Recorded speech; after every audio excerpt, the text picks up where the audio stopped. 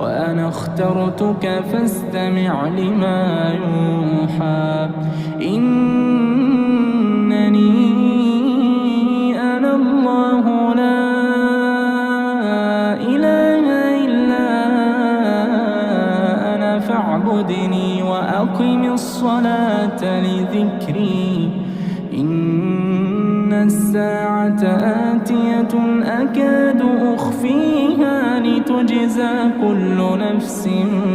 بما تسعى فلا يصدنك